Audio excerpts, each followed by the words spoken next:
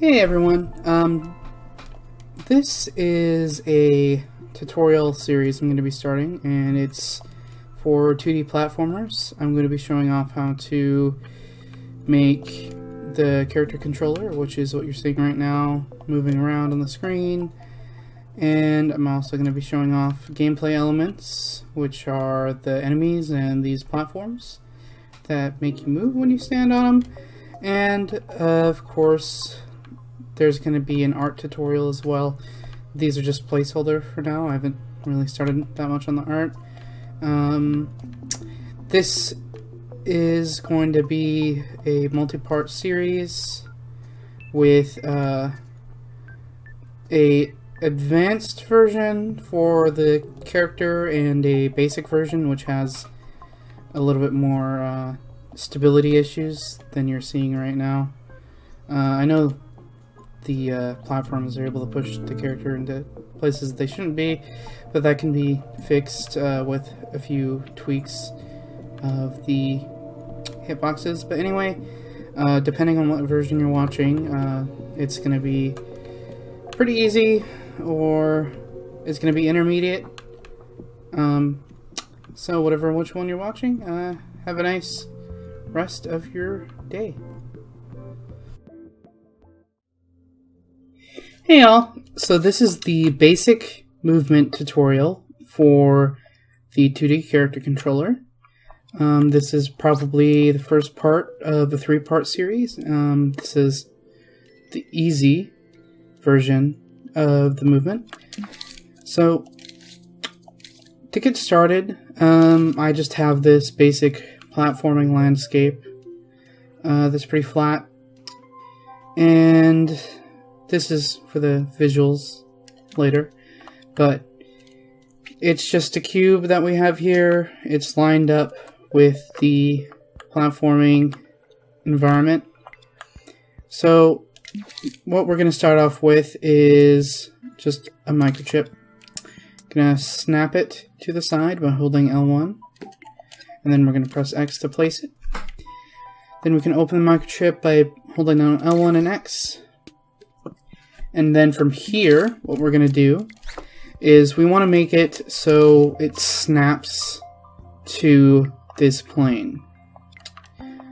And we also want to make it so it can't rotate, because when you have pixel art, you're going to want it to be upright constantly.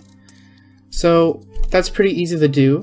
Now, the reason why there's 2 versions of this is because this version has a little bit of finickiness that I'm unaware if it's possible to be fixed.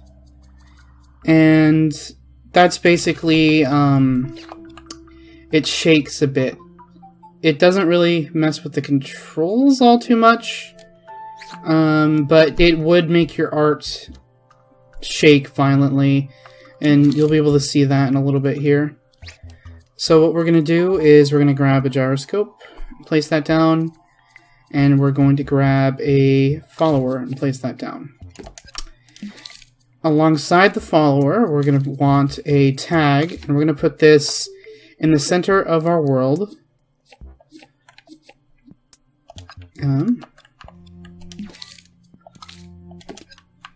And this is going to be what the follower is going to follow.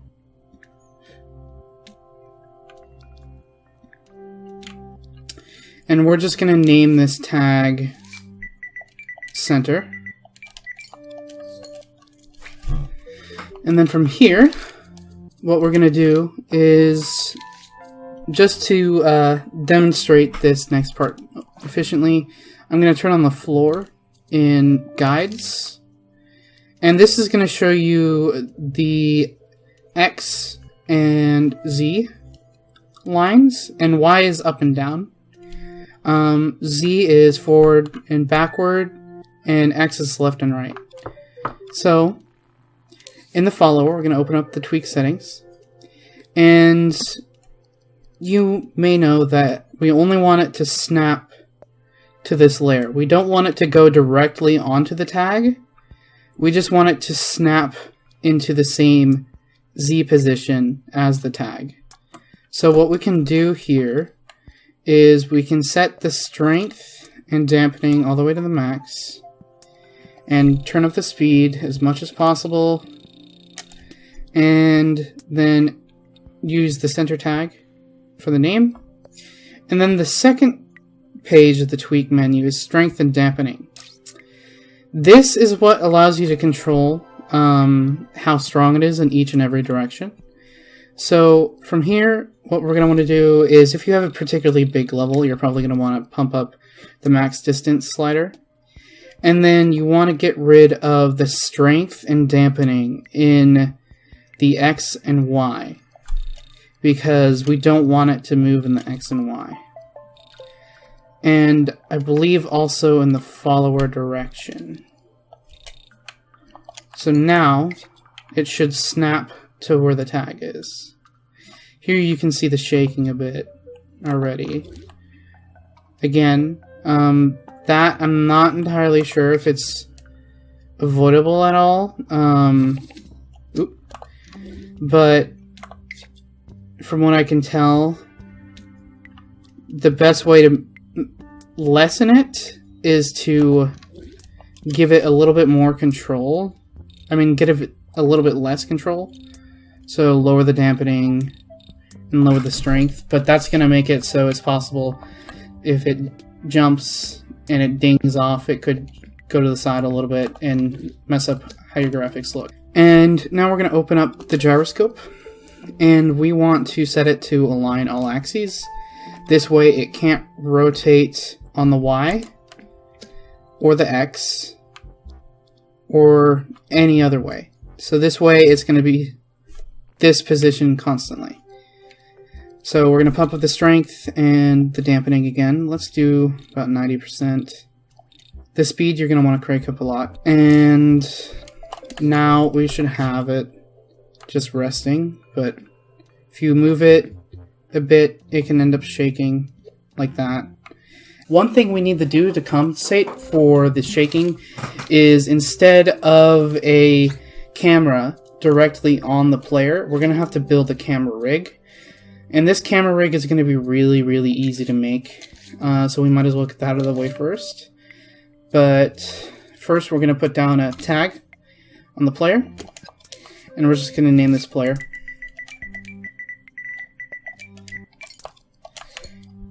And then from here, we are going to, let's see here, make another cube. It can be any size you want or any shape you want, really. It doesn't have to be a cube, but that's the easiest to place a microchip on a nice stable surface. And once you place that down, we can open it. And what we're going to do is we're going to place a follower here.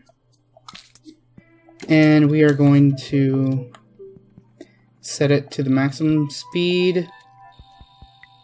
And we are going to do the maximum strength, maximum dampening, and to compensate for the shaking, we're going to add a little bit of minimum distance. Just a really small amount. And that's basically, once the tag is inside the sphere, it will stop following it. And we're not going to get that far in any other distance, so we might as well do that. And we might as well put the gyroscope from the player on here as well.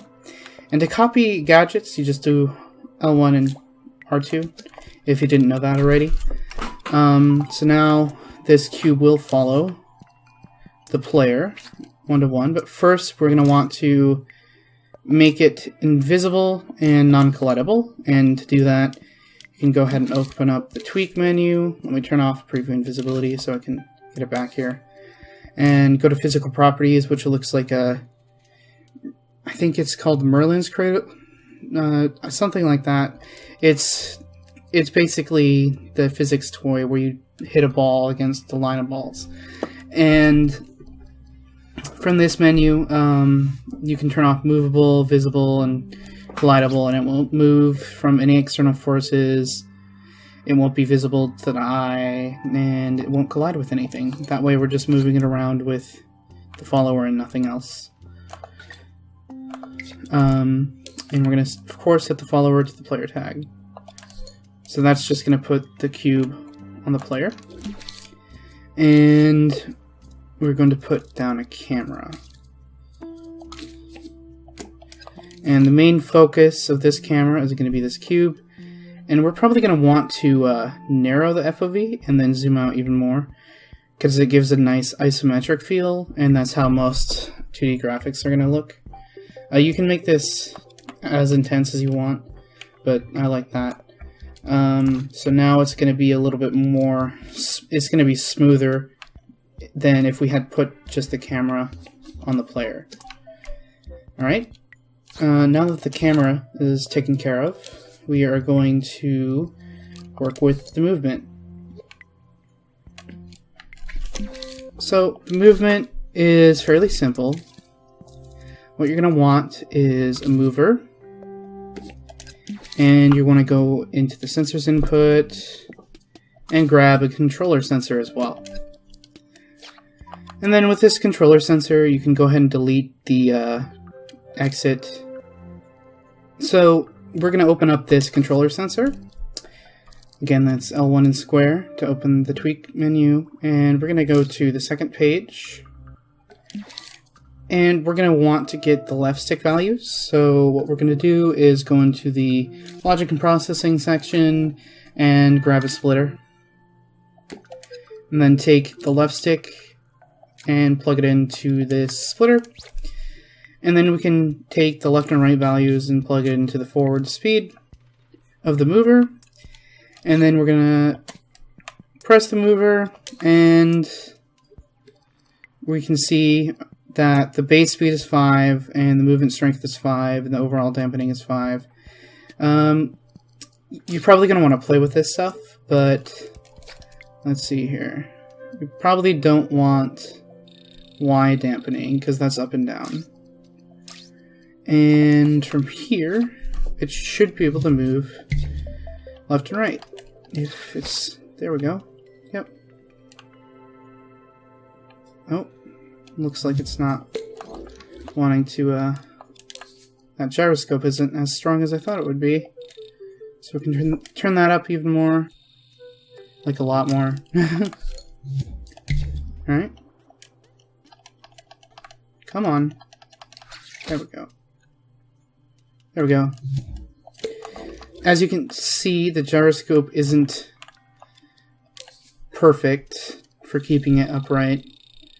I think even we set it to the max speed, it's going to have issues. It's a really high max speed, so you can go ahead and crank that up all the way if you want. Yeah, like that. And I think our camera isn't exactly scaling the way we want it to do. So you could probably turn down the speed for this and not make it instant. And it should look better. Turn down the dampening, and turn down the strength as well. There we go. It looks a lot better right there.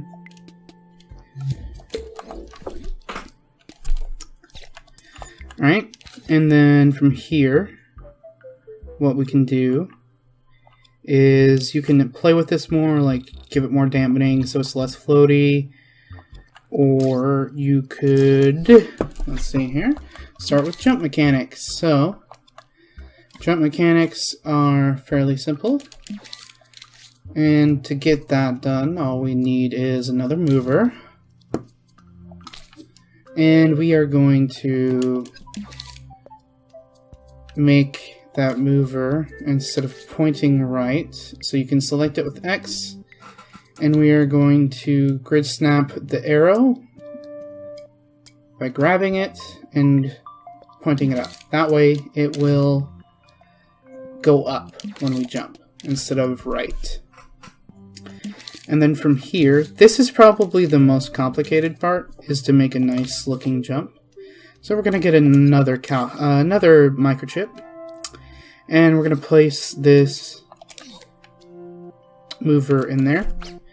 And from here, what we want is we're going to take a node so we can easily get the input, which is going to be X, and then we need a trigger zone as well. Now this trigger zone, what it's going to do is it's going to tell us that we're on the ground, so we can jump without, we can only jump when we're on the ground. Alright? And we also want a counter so we can tell if we have jumped, and if you're going to double jump, how many times we're allowed to jump, basically.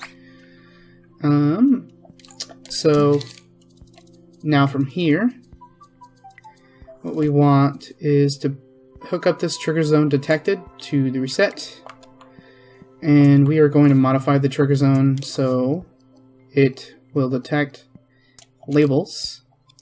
And basically with this label, we only want to detect like scene elements that are the ground. So to do that, we can go into labels, and you can pick one or two labels that you want the ground to be. For me, I have it set to sceneries and object, because that makes the most sense. And you can go ahead and change the ground to be labeled as scenery or an object. And from there, it's going to tell us, oh yeah, we're on the ground, so it's going to be reset so you can jump. And now we want to get if you only want a single jump, this will work, but you'll have to rig it up a little bit differently, which I'll show as well if you want a double jump. So we're going to put this counter full into the signal manipulator, and what this does is we're going to have it output smooth, and we're going to pulse. So that means we can, this means when you jump, it's going to, instead of fully powering this on, it's only going to power on for a second. So this pulse would be just instant, just like a pulse, so like fraction of a second, so you're not going to get a good jump off of that. So what we're going to do is we're going to give it a smooth fall, and that basically means you'll get the input, it'll immediately go to 1, and then it'll smoothly go down to 0. And then we're going to plug that into the power. Alright, and this should work as a basic jump. We're going to want to get the trigger zone set up properly first. So we're going to open that, make sure we get the labels correct, go to the zone size, and we're going to change it to a square. And we're going to have to make it really small. And you're going to want to place it somewhere near the bottom of your player. And depending on how forgiving you want to be, you can stretch this out to the sides or not, or all the way to the side, or even like out past the sides. That looks good to me. So now we should be able to jump. Now we should be able to jump after we set the jump button. And we're going to plug the cross, which is X, from the tweak menu of the controller sensor into the input-output we set.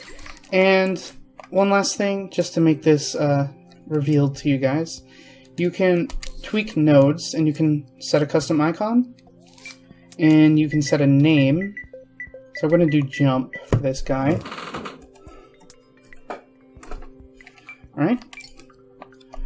And now when you hover over this input, it's going to say jump. Now we should be able to jump and move.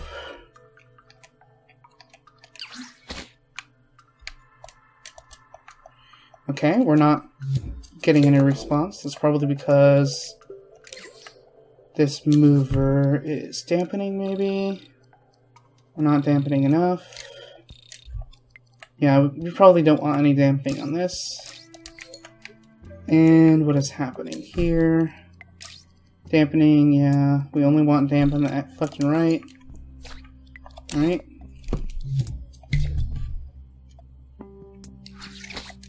There it is.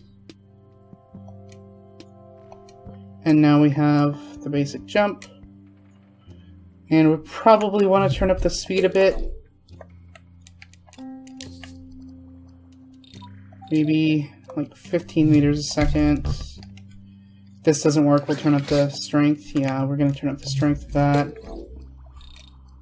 Maybe to like 75, 77%. That sounds good. Yeah, there we go. And now you have basic 2D character controller. Again, there is a bit of shakiness to the sculpt when you do this, I believe. So we'll play it, and we're going to go into the controller sensor and jump a couple times. You can see it starts shaking, wobbling, stuff like that. So if you don't want that, or you want more precise control over the player and where they can go and what the movement is, maybe even the gravity, then you can watch the intermediate tutorial for the player movement. And I believe I'm going to be uploading these around the same time, so if it's not already public on my YouTube, you can probably find it within the next few hours or so. Alright, thank you for watching. I will see you in the next part. Don't forget to like, comment, and subscribe.